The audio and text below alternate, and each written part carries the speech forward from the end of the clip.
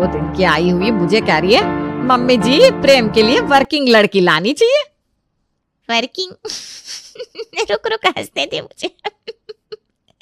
समझ गई ना, ये सब शुरू करके वो क्या करना चाहती है। पूजा पहले अपनी देवरानी को काम पर भेजेगी, फिर खुद नौकरी पकड़ेगी। अरे तू मुझे क्या बता रही है, 50 साल से ससुराल संभाल रही हूँ मैं। मेरी सास को ना लोग हिटलर कहते थे, लेडी हिटलर। ये तितलियाँ क्या ही लड़कियां मुझे झुका देंगी। अरे पूजा, आंटी जी आई हुई है, दिखाई नहीं दे रहा है क्या तुझे? चाय नाश्ता लगा इनके लिए। पूजा बहू। सुषमा 1 नहीं 2 नहीं 4 बार आवाज लगाती है, पर सामने से पूजा की आवाज नहीं आती। कल तक तेरी बहू तेरी बोली पर तेरे सामने आकर खड़ी हो जाती थी, और आज देख ले कहाँ गई सारी जी हजूरी। देवरानी आई नहीं कि मैडम को पंख लग गए, मिल गया सपोर्ट। अब उसके साथ मिलकर तुझे झुकवाएगी ये। अरे तू पहचानती नहीं मुझे उषा, ऐसी 36 बहुओं को मैं ठीक कर दूं। ज़रूरत पड़ी तो प्रेम के साथ साथ करण के लिए दूसरी लड़की भी देख लूंगी। मुझे ठीक करेंगे ये कल की आई लड़की। 50 साल का ससुराल है मेरा, कोई 50 दिन का नहीं। अपनी बहू के कान मरोड़ने सुषमा रसोई में जाती है, पर आज पहली बार पूजा रसोई में नहीं थी। अगर ये नौकरी चाकरी ढूंढने निकली होगी तो आज इस लड़की के लिए इस घर के दरवाजे बंद कर दूंगी मैं। अरे सुषमा जी, आप तो हर वक्त घोड़े पर ही सवार रहती हैं। आज अपने कमरे से बाहर ही कहाँ आई है बहू? मुझे तो लगता है उसकी तबीयत ठीक नहीं है। अच्छा, ऐसी कौन सी बीमारी होगी, मैं भी जाकर देखूं जरा। रात रात भर हंसी ठिठोलियों की आवाज़ें आती रहती है कमरे से। अब देर से सोएगी तो वक्त पर नींद खुलेगी कैसे महारानी की? हटिए ज़रा, आज जाकर इसकी नींद हमेशा के लिए खोल देती हूँ। सुषमा पूजा के कमरे के बाहर खड़ी हो जाती है और दया की तरह दरवाजे पर लात मारती है। कमरे के दोनों दरवाजे इतनी जोर से आवाज़ करते हैं कि पूजा घबरा जाती है। क्या हुआ मम्मी, सब ठीक तो है? आपने से लात मार मार कर दरवाज़ा क्यों खोला? इतनी जोर की आवाज़ आई, मुझे लगा मोहल्ले का कोई मकान ढह गया। ढह तो तेरा स्वाभिमान रहा है बेटा, जो तुझे दिख नहीं रहा है। क्यों मैडम, आपने तो अपने काम के लिए एक नौकर भी लगा रखा है। अरे मैं कहाँ कुछ कर रहा हूँ मम्मी।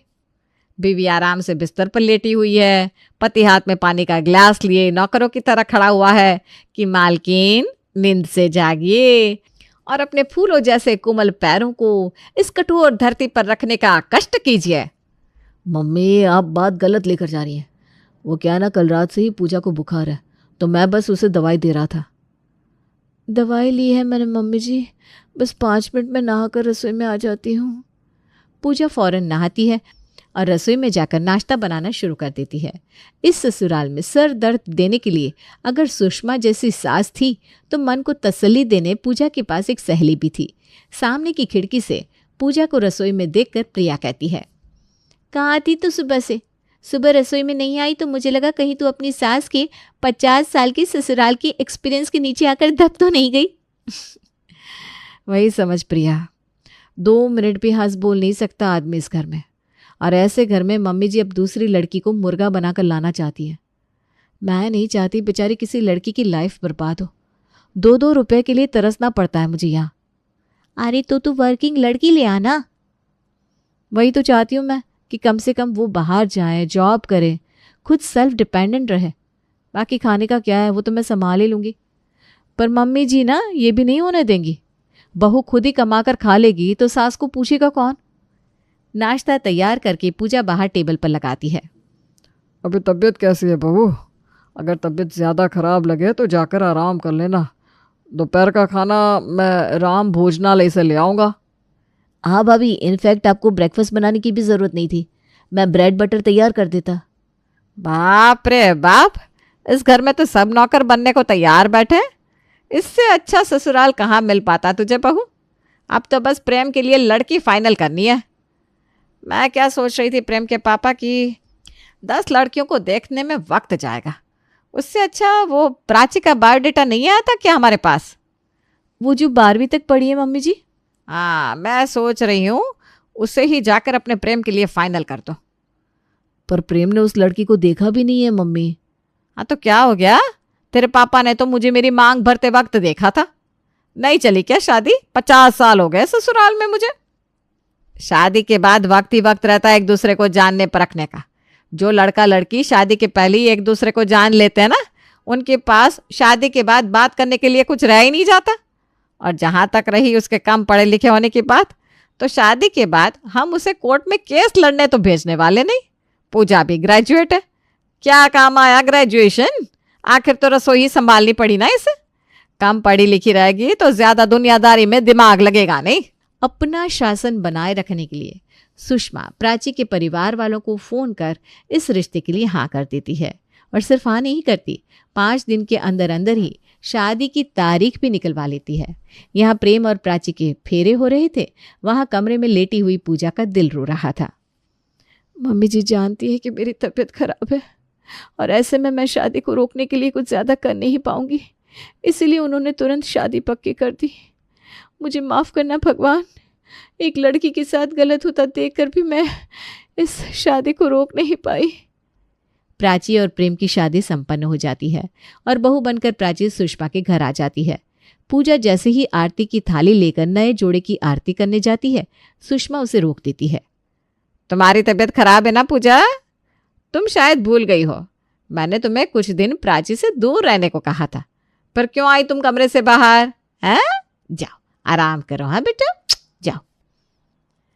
इस घर में तुम्हारा गृह प्रवेश हो उसके पहले मैं तुम्हें कुछ हिदायतें देना चाहती हूँ प्राची बहू। पहली हिदायत ये कि ये तुम्हारे ससुराल के पहले मेरा ससुराल है, तो इस घर के जो नियम कायदे मैंने बना दिए हैं उस नियम कायदों पर तुम्हें चलना है। खुद के नियम तुम नहीं बना सकती। ज़्यादा पढ़ी लिखी तुम हो नहीं तो नौकरी की बात तो आती नहीं, पर हाँ अपना खुद का बिजनेस करने की भी कभी मत सोचना कि खाना बनाकर सप्लाई का काम शुरू कर दूं, मम्मी जी 2 पैसे आ जाएंगे। ये सब डायलॉग बातें मुझे नहीं सुनाई देनी चाहिए। वक्त पर उठना, वक्त पर सोना और मुझसे बिना परमिशन लिए कहीं जाने की सोचना मत, क्योंकि तुम्हारा पति भी मुझसे बिना पूछे कुछ नहीं करता। ठीक है माँ जी, जैसा आप कहें। सुषमा सिर्फ प्राची को ही हिदायत नहीं देती, वो प्राची के पीछे घर पर भी सभी को समझा देती है कि उन्हें नई बहू के सामने रूल मेंटेन करके चलना है, ताकि प्राची भी वैसे माहौल में ढल जाए। प्राची रसोई में खाना तैयार कर रही थी कि सुषमा वहां पहुंचती है। जेठानी के होते हुए भी तुम्हें काम करना पड़ रहा है बहू, पर क्या कर सकते हैं। जिस दिन तुम्हारे रिश्ते के लिए हाँ कहा मैंने, पूजा ने खटिया पकड़ लिया। अब कौन सी भाभी चाहेगी कि उसके देवर की शादी हो जाए और देवर उसके आगे पीछे घूमना छोड़कर अपनी बीवी के पल्लों में बन जाए। औरत जाति ना ऐसी होती है बेटा। पहले वो अकेली बहू थी तो सारा प्यार, सारा घर का हिस्सा सब उसे ही मिलता था। अब सब कुछ बढ़ जाएगा तो बुखार आना तो लाजमी था। पर तुम ना इन बातों को अपने मन में मत लाना बेटा। इसीलिए भाभी शादी पर भी नहीं आई। मैं समझ गई मम्मी जी, सब समझ गई। प्राची के कान भरकर सुषमा रसोई के बाहर आ जाती है। 50 साल से ससुराल ऐसे ही नहीं चलाया मैंने। हाँ नहीं तो। प्राची सभी के लिए टेबल पर खाना लगाती है। देवरानी के मन में तो सुषमा ने जेठानी के लिए बातें डाल दी थी, अब जेठानी के मन में भी थोड़ी आग सुलगाने की कोशिश सुषमा कर देती है। पूजा तो पढ़ी लिखी भी है और संपन्न घर की भी है, फिर भी उसके परिवार वालों ने शादी में गिफ्ट के नाम पर एक सोफा सेट तक नहीं दिया। अरे दहेज थोड़ी ना मांग रहे थे हम, जो भी आता बहू के काम आता। पर तेरे मायके वाले जितना हाथ दबा सकते थे उन्होंने दबा लिया। और दूसरी तरफ प्राची आई, बेचारे के घर वालों के पास माना ज्यादा कुछ नहीं है, पर हम सबके नाम के 11-11 हजार हाथ में रख दिए समधन जी ने, और फर्नीचर के 2 लाख अलग से दिए। कुछ सीखो अपनी देवरानी से पूजा। मैं सब समझ रही हूँ मम्मी जी आप क्या कहना चाह रही हैं, पर इसी बहाने अगर आप प्राची को अच्छे से रखें तो मुझे कोई दिक्कत नहीं है। पर जैसी आप हैं मैं जानती हूँ, 10-15 दिन की बात है, फिर वही रूप आपका प्राची के सामने भी आ जाएगा। अब कोई बात नहीं मम्मी जी, क्या फ़र्क पड़ता है, जो भी सामान आया घर पर ही आया ना। ये लो प्राची, सोने की अंगूठी, तुम्हारी मुँह दिखाई। वो क्या है ना, मेरी तबीयत ख़राब थी तो मम्मी जी ने तुमसे दूर रहने को कहा था, बहुत फिक्र है ना उन्हें तुम्हारी। टेबल पर हम खाना खाने आते हैं कि बातचीत करने बहू? खाने पर ध्यान दो। बीमारी का नाम लेकर जिठानी देवरानी को कितने ही वक्त सुषमा दूर रख लेती। धीरे धीरे अब वापस से पूजा रसोई में जाने लगती है। इतनी ठंड में बर्तन बार बार क्यों धोती हो तुम प्राची? जाकर बाहर बैठो। नहीं नहीं, बाहर मत बैठना, वरना सब कहेंगे नई बहू आती ही बैठ गई। फ्रिज के पीछे एक चेयर छुपा कर रखा है मैंने, निकालो और उस पर बैठ जाओ। आटा लगने के बाद मैं 2 मिनट में बर्तन धो दूंगी। इस चेयर के बारे में मम्मी जी को पता है? बिल्कुल नहीं प्राची, उन्हें तो पसंद ही नहीं है कि बहू 2 मिनट कमर सीधी कर ले। जिंदगी में पहली बार ये 15 दिन की छुट्टी रसोई से मिली है मुझे। वैसे तुमने आगे पढ़ाई क्यों नहीं करी? क्यों करनी थी शादी तुम्हें? आपने शादी क्यों की भाभी? आंखों के सामने सपने सजाए गए थे मेरे कि शादी के बाद आराम से नौकरी करना, चाकरी करना, घर पर 10 नौकर है। पर यहाँ आए तो कुछ भी हाथ नहीं लगा। बस दिन भर मम्मी जी के ताने सुनने मिले। पर तुम्हारे साथ ऐसा नहीं हो रहा है, इस बात की खुशी है मुझे। और तुम्हें पढ़ना है तो तुम्हें मैं आगे पढ़ने भी दूंगी। प्राची एक तरफ अपनी सास की बातें सुन रही थी तो दूसरी तरफ जिठानी की। शाम को बालकनी में जाकर प्राची अपनी माँ को फोन लगाती है। फोड़ दी किस्मत, हो गई शांति मम्मी। दरवाजे पर ही मेरी सास ने कह दिया कि नौकरी चाकरी करने का सोचना भी मत।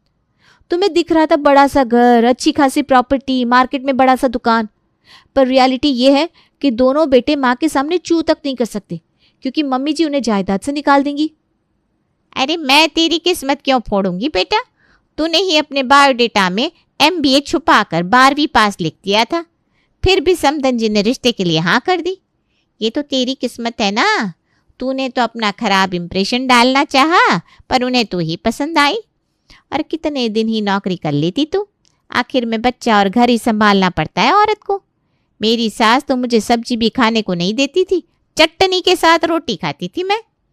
बस मम्मी, तुम जैसी औरतें अपनी बेटियों को ऐसी आग में झोंक देती हो, और मेरी सास जैसी औरतें उस आग में पड़ी लकड़ी का बारबेक्यू बनाकर खा जाती। अपने मायके में धोखा खा चुकी हूं मैं, ससुराल वालों से नहीं खाऊंगी।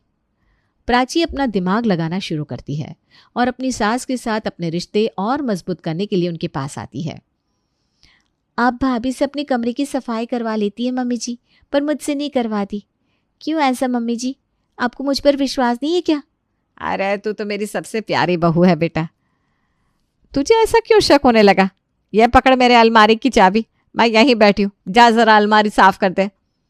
प्राची अपनी सास की अलमारी साफ क्या करती है, साफ ही कर देती है, पर ऐसे जैसे सुषमा को शक भी नहीं होता। और फिर आती है प्राची अपनी जेठानी के पास।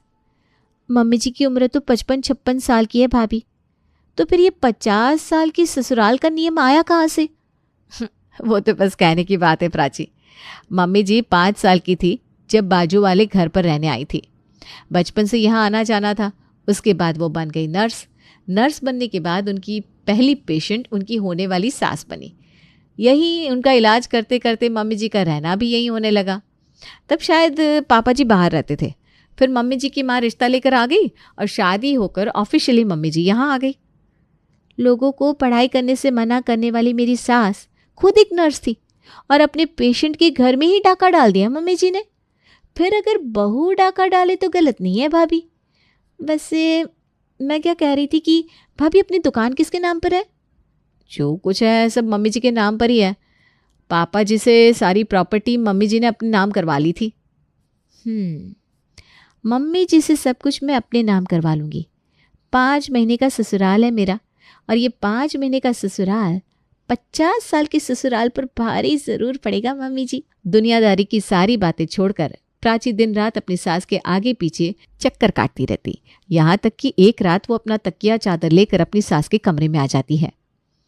अरे बहू, तुम इतनी रात गए, यहाँ सब कुछ ठीक तो है? वो क्या है ना पापा जी, ठंड का मौसम है, रात में अगर मम्मी जी को किसी चीज़ की ज़रूरत पड़ी तो इसलिए मैं यहाँ आ गई। मैं ना यहाँ फर्श पर सो जाती हूँ, साथ में मैं तेल भी लेकर आई हूँ। मम्मी जी अगर पैरों में दर्द हो ना तो कहिएगा, मैं मालिश कर दूंगी। देख रहे हो आप, ये होता है डर और ये होते हैं संस्कार। सुबह मंदिर जाने से लेकर किसी को ताने मारने तक सुषमा जहाँ जाती उसकी छोटी बहू प्राची उसके साथ वहाँ आती। मम्मी जी वो मैं क्या कह रही थी, नहीं कुछ नहीं। अरे ठीक है, शर्मा लिया तूने, रख ली मेरी इज्जत। चल आप बोल दे, क्या बात है? पसंद नहीं आई बात तो मैं वैसे ही मना कर दूंगी, पर जान तो लूं तेरे ख्याली पुलाव जा कहाँ तक रहे। वो कल ना उषा आंटी यहाँ पास में एक मॉल खुला है, वहाँ से बहुत सारी शॉपिंग करके आई थी। उनके हाथ में 10 बैग देखे मैंने। उन्होंने आपको इस बारे में बताया नहीं क्या? कैसे बताएंगे, उन्हें लगा होगा कि आप तो मार्केट जाती नहीं। उषा मॉल गई थी, वो भी मुझे बिना बताए? मर जानी, मेरे पेट की तो सारी बातें जान लेती है और खुद का कुछ बताती नहीं। कितने बैग सामान लेकर आई थी वो? 8-10 ना? हम 15 लेकर आएंगे। चल तो जरा बता मुझे, कौन सा मॉल खुला है? वो सुषमा जो अपनी बहुओं को एड़ी के नीचे रखती थी, आज वो अपनी बहू के साथ 15 बैग शॉपिंग करके आई थी, जिसे देखकर सभी हैरान थे। देख रहे हैं पापा, इस नज़ारे के लिए न जाने कब से तरस रहे थे हम। न जाने प्राची ने कैसा जादू चलाया है कि मम्मी मॉल जाने को तैयार हो गई। आप थक गई होंगी ना मम्मी जी, आप बैठिए, मैं अभी आपके लिए कुछ लेकर आती हूँ। जूस बनाकर लाती हूँ, उससे ना आपको शुगर भी मेंटेन हो जाएगा। अपनी सास को अच्छी तरह खिलाने पिलाने के बाद प्राची लगाती है हॉल के बीचों बीच एक चेयर और सभी के सामने पैर पर पैर चढ़ाकर उस चेयर पर बैठ जाती है। ये क्या बदतमीजी है प्राची? पैर नीचे करो, वरना कान के नीचे ऐसा मारूंगी कि सीधा अपने मायके जाकर गिरोगी। मेरी ही गलती हो गई, गरीब घर की लड़की लाकर सर पर बिठा लिया। जरा सी टेढ़ी हुई नहीं मैं कि आपके मुंह से असलियत बाहर आने लग गई मम्मी जी। मैं जो बोलने वाली थी उसके लिए अफसोस था मेरे मन में, पर अब वो अफसोस खत्म हो गया है। मार्केटिंग की पढ़ाई की है मैंने, किसी को एक पत्थर भी बेच सकती हूँ, और वो भी जिस कीमत पर चाहूँ उस कीमत में। तो आपके साथ खेलना कौन सी बड़ी बात थी? आपको क्या लगा जिस तरह पूजा भाभी को नौकरों की तरह काम पर लगाए रखा, आप मुझे भी नौकर बना लेंगी? जब दरवाजे पर आपने भाभी को मेरी आरती उतारने से रोक दिया था, उसी वक्त मैं समझ गई थी कि आप क्या करना चाह रही हैं। चुप हो जा प्राची, तू जानती नहीं मम्मी जी का गुस्सा। गरम गरम चिमटा लाकर हाथ में चिपका देंगे, यही ना? सब पता है मुझे, प्रिया भाभी ने सब बताया है। अब जब बेटे और पति गुलामी करेंगे तो औरत तो सर पर नाचेगी। और गुलामी का कारण क्या था? जायदाद, जो कि अब आपके नाम पर नहीं रह गई सुषमा जी। सुनिए जी, बहुत जबान निकल रही है इसकी। जाकर बेलन लेकर आइए रसोई से, अभी इसकी गर्मी उतारती हूँ। चलो, मुझ में गर्मी तो है जो उतारी जा सकती है। आपका तो चूल्हा कब का बुझ चुका है, कब से यमराज दरवाजे पर खड़ा है आपको ले जाने के लिए, पर आप है कि भूत की तरह अपने शरीर से चिपकी हुई हैं। छोड़ दीजिए अपने शरीर को। जिस लड़की को 12वीं पास समझकर घर लेकर आई थी आप, आज वही इस घर की मालकिन है। घर के साथ साथ दुकान भी मैंने अपने नाम करवा ली है। क्या प्राची, ये क्या किया तुमने? जो भी किया अच्छा ही किया। उस दिन जब मैं आपकी अलमारी साफ कर रही थी, घर के पेपर्स निकालकर मैंने वहां दूसरे पेपर्स रख दिए थे, और जिस रात मैं आपके कमरे में सोई थी, तिजोरी से दुकान के पेपर्स भी मैंने निकाल लिए थे और गहने भी, पर आपको पता नहीं चला। फिर मैंने बनाया एक कागजात जिसमें लिखा हुआ था कि मैं सब कुछ अपनी नई बहू प्राची के नाम करती हूँ, और उस कागजात पर आज ही आपने मॉल की एंट्री के टाइम दस्तखत कर दिए। ये सुनते ही सुषमा पसीना पसीना हो जाती है। आपने मेरी माँ के साथ जो किया सो किया सुषमा जी। आपने तो मुझे भी नहीं बख्शा, ना ही अपने बच्चों को। तो आपके ऊपर सवा शेर तो आना ही था।